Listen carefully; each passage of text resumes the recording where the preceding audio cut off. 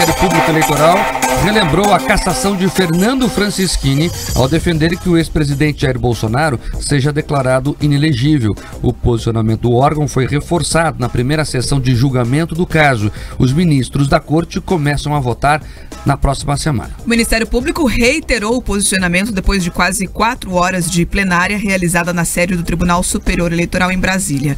O julgamento começou com a leitura do relatório do caso pelo ministro Benedito Gonçalves, que é o corregedor-geral da Justiça Eleitoral. Depois, o presidente do Tribunal Superior Eleitoral, Alexandre de Moraes, concedeu a palavra aos advogados de acusação e também defesa. Na ação que está sendo analisada pela Justiça Eleitoral, o PDT pede que o tribunal declare inelegíveis Jair Bolsonaro e Walter Braga Neto por prática de abuso de poder político e uso indevido dos meios de comunicação durante uma reunião do ex-presidente com embaixadores estrangeiros em julho do ano passado. Em sua manifestação, o MP eleitoral ratificou que houve desvio de finalidade da função do presidente da República e elencou outros elementos que configuram abuso de poder político, entre eles a busca de vantagem para a situação eleitoral e gravidade da conduta para afetar a legitimidade do processo eleitoral. O vice-procurador-geral eleitoral, o Paulo Gonet Branco, mencionou durante a sessão o caso do ex-deputado estadual Fernando Francischini, que teve o mandado cassado pelo Tribunal Superior Eleitoral justamente por ter divulgado uma notícia falsa sobre o processo eleitoral brasileiro. A gente vai escutar um trecho, então, desse pronunciamento feito pelo Paulo Branco. Ao ver do Ministério Público, portanto, estão reunidos todos os elementos definidores do abuso de poder político de que o candidato investigado é acusado. A conclusão do parecer se conforta em precedentes do TSE de 2021, caso Francischini, em que se definiu que ataques ao sistema eletrônico de votação podem configurar abuso de poder político e ou uso indevido dos meios de comunicação quando redes sociais são usadas para esse fim.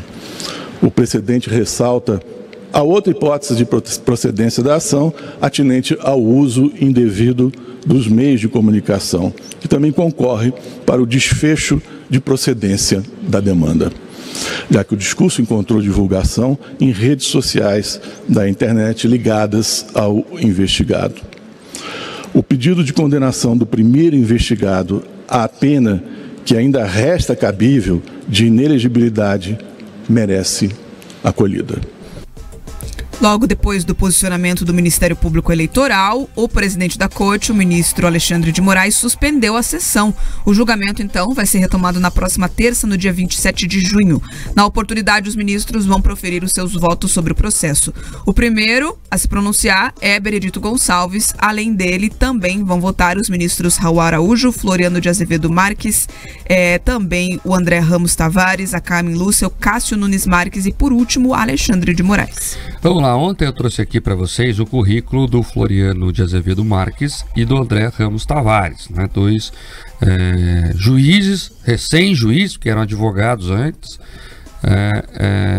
que são muito ligados à esquerda, ao petismo.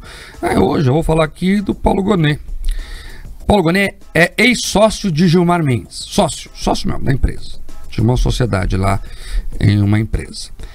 E ele sonha em ser procurador-geral da República, cargo que passa pelas mãos da indicação do presidente. Então, ou seja, é importante ter isso em mente para entender algumas posições ali do jogo político de Brasília. Então, como eu já disse aqui mais de uma vez, é praticamente impossível que Bolsonaro não saia inelegível desta discussão, deste julgamento. A questão é como é que vai ser feito isso, né, o critério que vai ser utilizado, e você veja que o que a gente fala aqui, volta e meia, da questão da jurisprudência, da porteira aberta, ela vai se consolidando. O que o procurador do MP falou ali? Olha, o caso Francischini é um marco. O caso Francischini, que o Paraná lembra bem, quando mais de 400 mil votos foram ali sentenciados de morte, foram cassados por causa de uma live feita 15 minutos antes de terminar a votação. Então, as jurisprudências, os precedentes, as porteiras abertas, elas vão existindo para serem utilizadas. e agora a gente vê bem esse caso. Então o Francisquini, que foi cassado na legislatura passada, agora serve de exemplo para caçar Bolsonaro, pelo menos essa é a opinião do Ministério Público Eleitoral. Nenhuma surpresa no que aconteceu ontem, nenhuma surpresa. Os argumentos que o Ministério Público trouxe, os argumentos apresentados pela defesa, foram todos na linha do que a gente já tinha antecipado.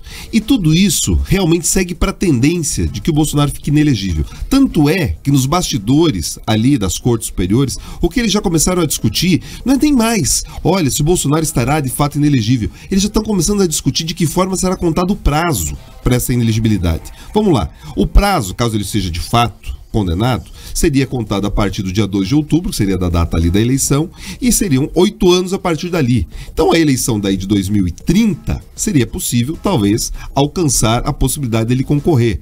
Então, eles estão discutindo se são 4 ciclos eleitorais ou se são de fato os 8 anos. Então você tem todo um problema que eles estão enxergando para definir agora o critério. Tem gente defendendo que são 4 ciclos eleitorais, o que possibilitaria que o Bolsonaro estivesse apto a estar nas urnas só em 2032. Ou seja, o jogo está tão pesado que eles já estão discutindo as minúcias, as letras miúdas. Eles já dão o caso como vencido. Ou seja, tudo que você já escutou aqui no Jornal da Manhã, você pode ter aí que a tendência realmente é muito difícil de que ele seja ali mantido elegível. Ele será sim um ator político relevante no jogo eleitoral, um cabo eleitoral pesado, mas pelo visto, Marque, o boi já foi com a corda.